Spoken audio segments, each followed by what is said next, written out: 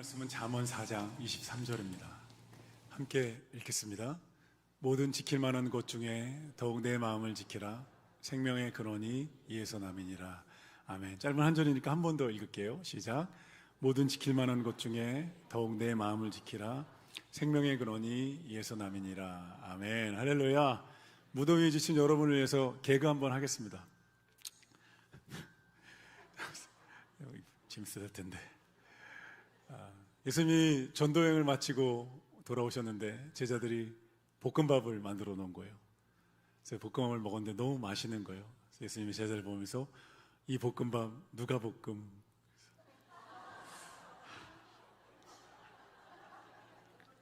누가 볶음? 시원하시죠?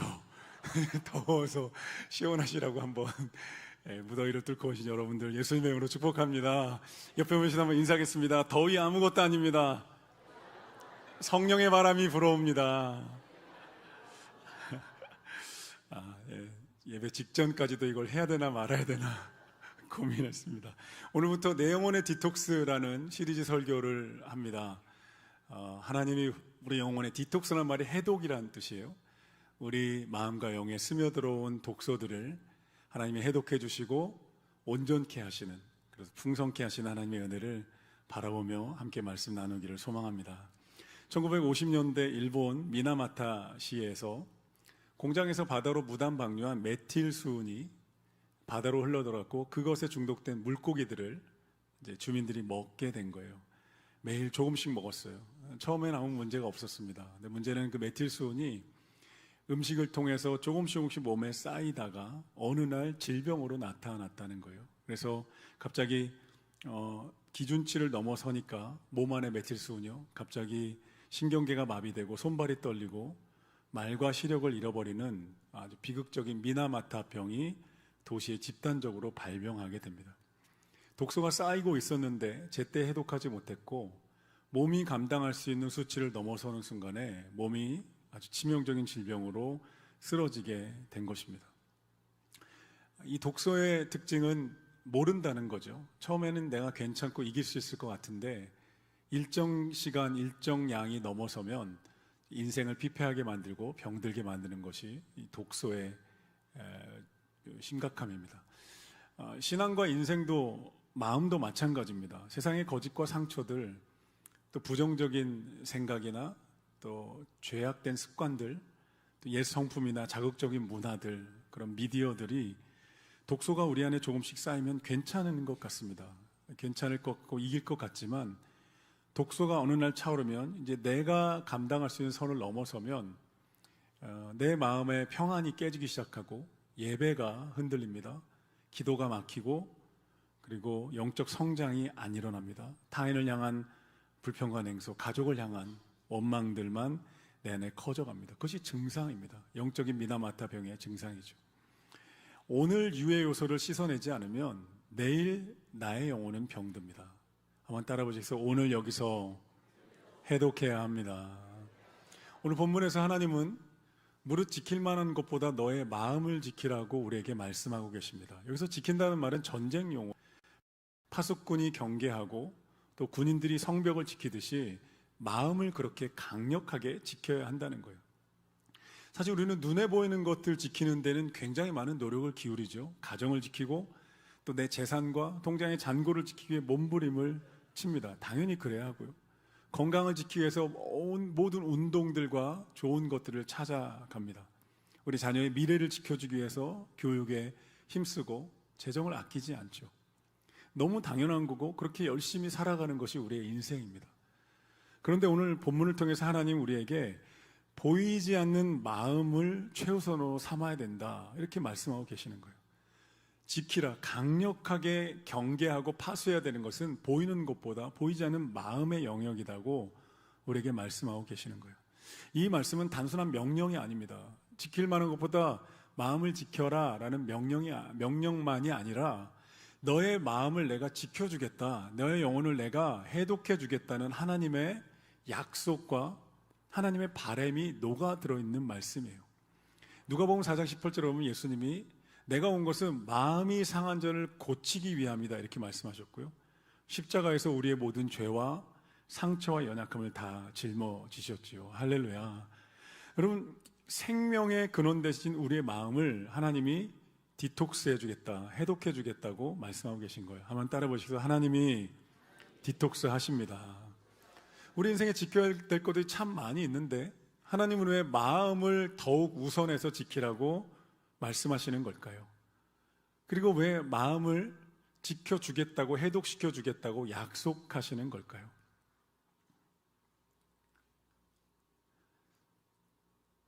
오늘 본문에 보면 아주 분명한 이유를 말씀해주고 계세요. 생명의 근원이 마음에서 나오기 때문입니다.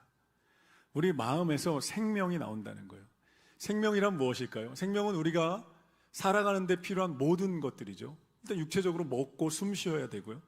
그리고 정신적으로는 생각하고 판단하고 결정해야 합니다. 또 정서적으로는 가족이나 좋은 사람들과의 만남이 있어야 되고요.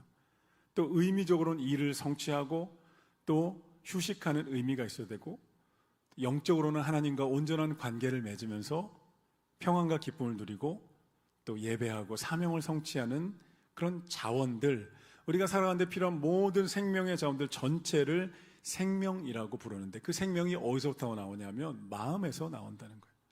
한번 따라 보세요. 생명은 마음에서 나옵니다.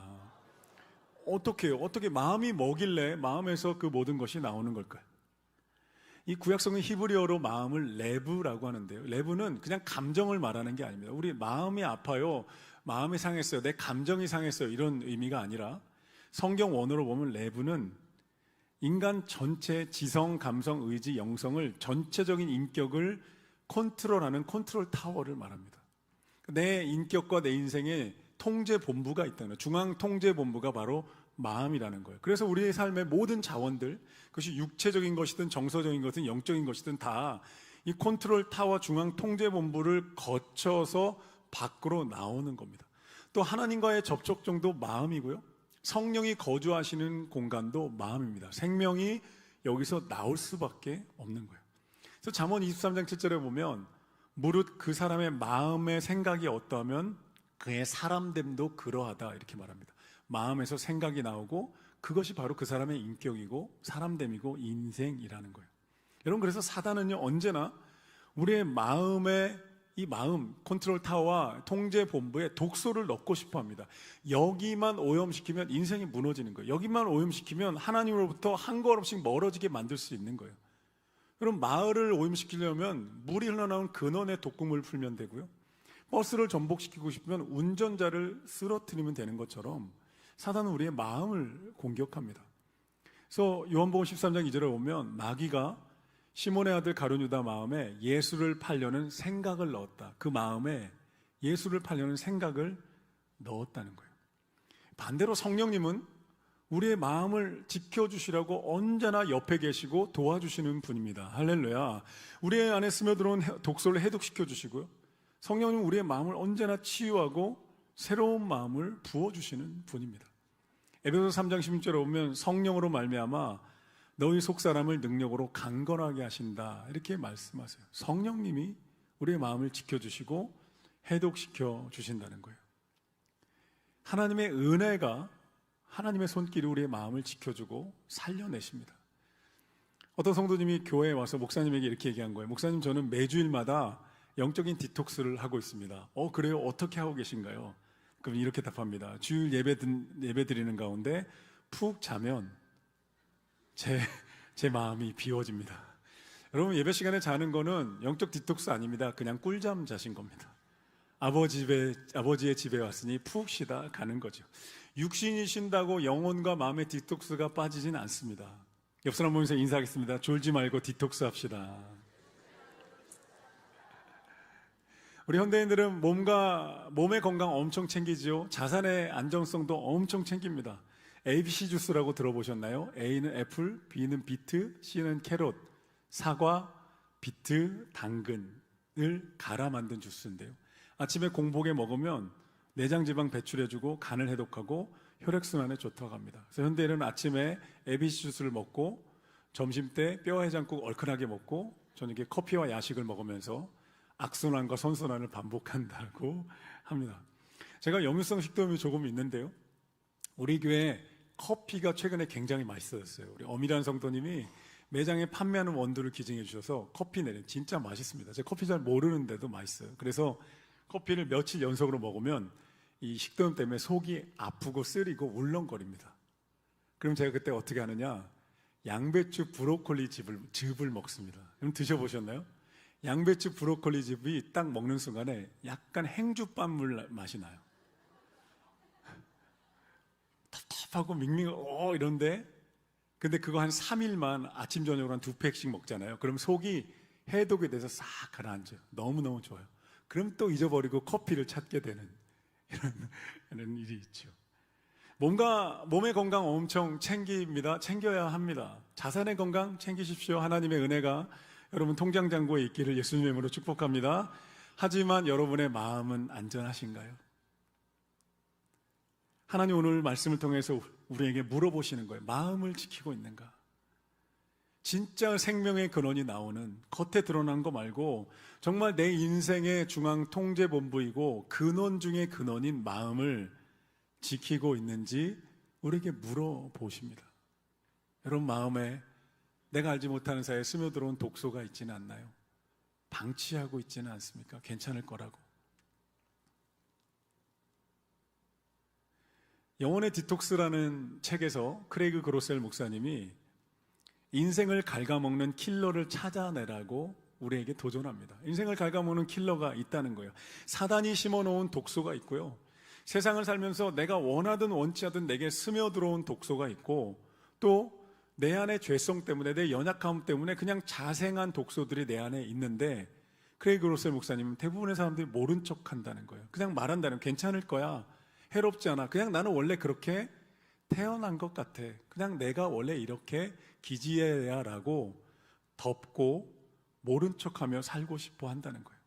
여러분, 그런데요, 미나마타시의 메틸수은처럼 마음과 영혼의 독소는 저절로 사라지지 않습니다. 그대로 방치하면 영적인 미나마타병에 걸리고요, 때가 되면 기준을 넘은 순간에 내 인생과 내 관계와 내 마음을 다 흔들고 평안과 기쁨을 빼앗고 하나님과의 관계를 깨트려 놓습니다. 마치 개구리가요, 개구리를 냄비에다가 미지근한 물에 담아놓으면 미지근해서 변환하게 있대요. 점점 물을 따뜻하게 하다 보면 몸이 익어가는데도 그 따뜻함에 익숙해져서 물이 끓어도 통증을 못 느끼고 죽어간다는 거예요. 영적으로 우리 안에 있는 독소들을 그냥 두면 나도 모르는 사이에 내 인생이 어느덧 기준치를 넘어서 미나마타병에 시달리고 있는데 그것조차 우리가 방치할 수 있다는 거예요. 그래서 오늘 본문을 통해 하나님 우리에게 말씀하시는 거예요. 생명의 근원인 마음을 돌아봐야 한다. 파수꾼처럼 경계하며 마음을 지키고 해독해야 한다는 거예요. 성경에 보면요, 자신의 마음이 영적인 독소에 완전히 오염되어서 너무너무 아프고 고통스러운 시간을 보냈다가 그것을 깨닫고 하나님께 나온 한 인물의 이야기가 나옵니다. 그 인물의 이름은 다윗입니다. 하나님이 다윗을 향해 사도행전 13장에 보면 내 마음에 합한 사람이라고 부르셨어요. 하나님의 마음과 딱 맞다는 거예요. 하나님이 기뻐하시는 곳에 기뻐하고 슬퍼하면 슬퍼하고, 하나님이 원하시는 일에 가장 먼저 달려가 있고, 하나님이 멈추라 하시면 세상 모두가 달려가도 멈출 줄 아는 하나님 마음에 합한 사람이었어요. 여러분, 그런데 다윗이 완벽한 사람이었을까요? 완벽하지 않았습니다. 아니요, 완벽하지 않은 정도가 아니라 그는 심각한 범죄를 저지른 사람이에요. 사무엘하 11장에 보면 다윗이 밧세바라는 여인과 성적인 죄를 저지릅니다. 음행하고 왕이기 때문에 여성을 성폭행해요. 그리고 그 죄를 덮기 위해서 밧세바의 남편인 우리야 장군을 전쟁의 최전방에 보내서 죽게 만들어요. 조작을 합니다. 그리고 죽고 돌아온 그 모든 것을 자신의 거짓과 권력으로 덮어버려요. 살인했죠, 음행했죠, 거짓으로 덮였죠, 권력으로 사람을 괴롭게 한 그 죄악 가운데 완전히 빠지고, 다윗은 그 독소들 때문에 자신의 마음과 영혼이 병들어간다는 걸 너무너무 잘 알아요. 왜냐하면 그는 하나님과의 관계에 기쁨을 너무 잘하는 사람이었어요. 하나님이 주시는 축복과 평안을 평생 동안에 위기의 순간에, 번성의 순간에 다 누려봤던 사람이에요. 그 맛을 아는 사람인데 맛을 잃어버리는 거예요. 그 기쁨과 그 축복을 아는 사람인데 그것이 사라진 걸 너무너무 잘 알고 그는 하나님 앞에 나가 무릎을 꿇습니다. 하나님께 나가서 눈물로 기도합니다. 하나님 씻김 받기 원합니다. 하나님과의 친밀한 관계, 하나님이 내게 주셨던 평화, 내 인생의 그 축복과 가치들을 다시 한번 되찾고 싶습니다. 이것이 다윗의 위대함이었어요. 완벽함이 아니라 정직함이 다윗의 위대함이었어요. 하나님 앞에 겸손하게 무릎 꿇는 거예요. 하나님 따라 보시겠어요? 하나님은 완벽이 아니라 정직을 원하십니다. 정직한, 누구도 완벽하지 않잖아요, 우리. 시편 51편에 다윗의 눈물 어린 기도가 기록되어 있어요. 이렇게 기도합니다. 하나님, 나의 죄악을 씻어 주십시오. 우슬초로 나를 정결하게 해 주십시오. 내가 눈보다 희고 싶습니다. 내 속에 정한 마음을 창조하시고 내 안에 정직한 영을 새롭게 해 주십시오. 주의 구원의 즐거움을 내게 회복시켜 주시고 자원하는 심령을 주사 나를 붙들어 주십시오. 다윗이 눈물로 무릎 꿇어 기도할 때 하나님이 이 진실된 회개와 기도를 받으신 거예요. 그의 정직함과 그의 진솔함을 받으신 거예요. 그리고 아버지의 사랑의 그 깨끗한 물결 같은 사랑으로 다윗의 마음에 흘려보내 주셨어요. 독소들이 디톡스되고 해독되기 시작합니다. 담배 연기 가득한 방에 성령의 공기청정기가 돌아간 거죠. 어둡고 눅눅한 곳에 예수 그리스도의 빛이 비추고, 그리고 다윗은 깨끗하게 해독되어 씻김받게 됩니다. 하나님은 우리 안에 있는 연약함과 상처를 너무너무 잘 아세요. 그래서 그것을 들고 나오는 자들을 물리치거나 정죄하지 않으십니다. 정죄하지 않으신다는 말은 그대로 방치해도 된다는 뜻이 아닙니다. 우리가 마음에 독소를 품고 살아갈 때 하나님은, 우리 안에 거하시는 성령님은 거룩한 탄식으로 눈물 흘리십니다. 자녀가 오염되고 독소에 아파할 때 그것을 보며 부모는 더 아파하고 어떻게 하든 해독시켜주고 싶은 게 부모의 마음인 것처럼 하나님은 우리의 영혼이 독소로 오염될 때 마음 아파하며 눈물 흘리십니다. 그런데 다윗의 위대함은 그 자신의 모습 그대로 하나님께 들고 나가서 하나님의 연약함을 고백하는 거예요. 하나님 도와주십시오. 하나님, 내가 완전한 것 같은데 아니었고, 내가 강한 것 같은데 연약했고, 내가 온전한 것 같은데 감추어진 죄악과 상처와 연약함들이 있습니다. 하나님의 은혜가 필요합니다. 고백했던 것이고, 그 고백 속에서 다윗은 위대한 하나님의 사람으로 다시 일어나게 됩니다. 사랑하는 성도 여러분, 여러분의 마음은 안전한가요? 안전한 사람 한 명도 없습니다. 나의 죄성 때문에, 연약함 때문에 올라오고요, 세상에 가득 차 있는 그 상처의 독소들이, 거짓의 독소들이 내 안에 스며들어오고요, 사단이 죄악을 심어주기 위해 우리에게 다가옵니다. 크리스천 상담가이자 정신의학과 의사인 유은정 선생님이 내 마음도 쉴 곳이 필요해요 라는 책에서 우리의 마음의 회복과 디톡스가 얼마나 중요한지를 우리에게 가르쳐 줍니다. 많은 사람들이 마음이 아프고 병들어서 이 유은정 의사 선생님에게 치료받으러 온다는 거예요. 크리스찬들도 참 많대요. 크리스찬들은 때로는 2배로 더 힘들대요. 왜냐하면 이렇게 고백한다는 거예요. 하나님 믿는데 왜 이렇게 힘들까요? 왜 내 기도에 응답하지 않으실까요? 왜 나만 이렇게 힘든 것처럼 느껴질까요? 유은정 선생님이 이 환자들에게, 독실한 크리스찬입니다. 유은정 선생님이 이분들에게 이렇게 가르쳐 준대요. 하나님을 믿는데 왜 이렇게 힘들까가 아닙니다. 하나님을 믿기 때문에 그 괴로움을 이겨낼 큰 무기가 나에게 있다는 것을 깨달아야 합니다. 할렐루야, 할렐루야. 그리고 이렇게 말해준대요. 당신은 우울증을 치료하러 온 게 아니라 하나님과의 관계를 회복하러 온 겁니다. 정말 환자들이 못 알아듣는 거예요. 그게 무슨 얘기예요? 난 너무 힘들고 죽음이 눈앞에 있는 것 같고 내 몸과 마음이, 인생이 무너져서 온 거예요. 이렇게 말한대요. 그런데 상담과 치료를 통해 조금씩 회복되다 보면 선생님이 했던 말이 뭔지 이해하기 시작한다는 거예요. 그리고 마지막에 이렇게 고백한대요. 선생님, 저에게 주신 이 결핍과 아픔과 외로움과 공허함은 결국 하나님께 더 가까이 가기 위한 도구였네요. 그런 과정이네요. 이 길에 함께 해주셔서 감사합니다.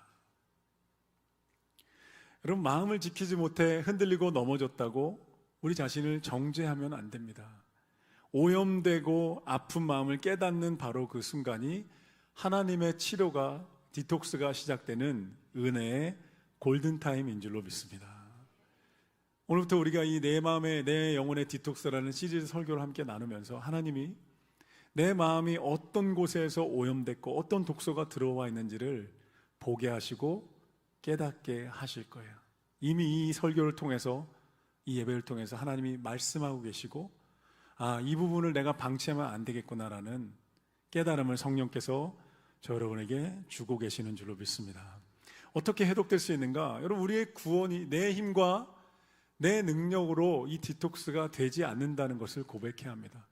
우리의 구원이 온전한 십자가의 은혜로 이루어진 것처럼 내 영혼의 디톡스 역시 십자가의 은혜로만 가능합니다. 할렐루야. 한번 따라오세요. 내 영혼의 디톡스는 십자가의 은혜로 가능합니다.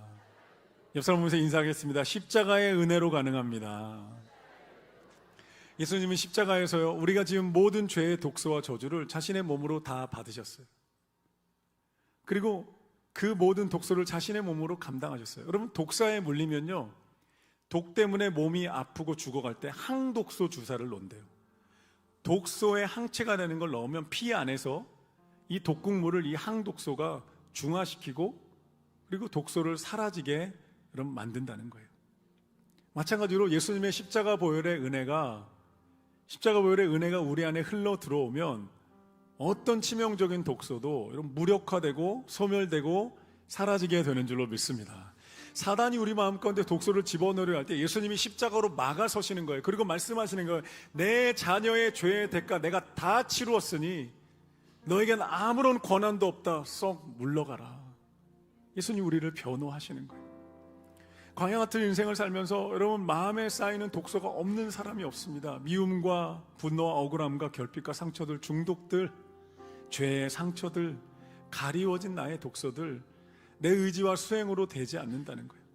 나를 위해 십자가에서 생명을 내어주신 그 주님의 사랑이 내 마음에 흘러 들어오기 시작할 때 여러분 해독이 시작되고 치유가 시작되는 줄로 믿습니다. 그리고 예수님이 우리에게 성령을 주셔서 진리의 말씀인, 해독의 말씀인 성경 말씀을 깨닫게 하신다는 거예요. 말씀을 깨닫게 하실 뿐만 아니라 이 진리의 말씀을 내 삶에 적용할 수 있는 힘과 에너지와 능력과 용기를 주시는 거예요. 할렐루야. 그러면서부터 내 안에 생수의 말씀이, 진리의 말씀이 흘러 들어와서 모든 오염된 것들을 씻겨내고 치유합니다. 이것이 하나님이 우리를 디톡스 하시는 원리입니다. 김상철 목사님이 감독한 부활이라는 영화가 있습니다. 부활이 뭔가를 추적한 영화예요. 다큐멘터리로. 먼저 죽음의 현장을 찾아갑니다. 인도에 있는 시체 화장터 현장을 갑니다. 사람들의 시체가 길에 널려 있고 불에 던집니다. 삶과 죽음이 교차하는 곳, 또 로마의 카타콤을 가는 거예요. 초대교회 성도들이 죽음을 두려워하지 않고 순교했던 곳, 그것들을 둘러본 다음에 오늘날 부활의 믿음으로 살아가고 있는 증인들을 찾아가는데, 그 중에 한 사람이 항암 치료를 80번 넘게 받은 천정은 자매였어요. 여러분, 항암 치료 80번이에요. 한 번만 받아도 엄청 힘들거든요. 80번을 견뎌내고 있는 천정은 자매에 가서 인터뷰를 해요. 이 자매가 항암 치료 80회를 받는데 예수님이 죽음의 권세를 이기셨고 부활하셨다는 사실이 믿어지더라는 거예요. 그 주님이 지금 나와 함께하고 계신다는 게 믿어지더라는 거예요. 고통스러운 이 항암의 시간을 그 믿음을 통해 이겨내기 시작했고, 그리고 암 치료를 받고 있는 사람들, 환자들을 찾아가서 그들을 위로하기 시작한 거예요. 그 모든 시간을. 영화에서 천정은 자매가 이렇게 말합니다. 저에게는 암도 유익했습니다. 죽음을 준비할 기회를 얻었기 때문입니다. 교통사고로 죽을 수도 있고 갑자기 떠날 수도 있는데, 그래서 준비 없이 죽음을 맞이할 수도 있는데, 저는 죽음을 준비하며 의미 있는 시간을 보내고 있습니다. 예수 믿고 받은 가장 놀라운 은혜는 염려하지 않게 된다는 것이고, 모든 순간에 감사할 수 있게 되었고, 모든 사람들을 사랑하며 살 수 있게 되었다는 것입니다. 여러분 상상해 보십시오. 사단이 80회 항암치료를 받고 있는 자매의 마음에 독소를 심어주려고 얼마나 다가갔을까요? 이 자매의 인생을 무너뜨리고 마음을 망가뜨리려고 죽음에 대한 독소, 공포, 원망에 대한 독소들, 불신들, 그 모든 독소로 이 자매의 인생을 무너뜨리려고 얼마나 집요하게 다가갔을까요? 근데 이 자매가 예수님의 십자가의 생명과 부활의 능력을 붙잡은 거예요. 믿기로 결정하고 그것으로 막아섰어요.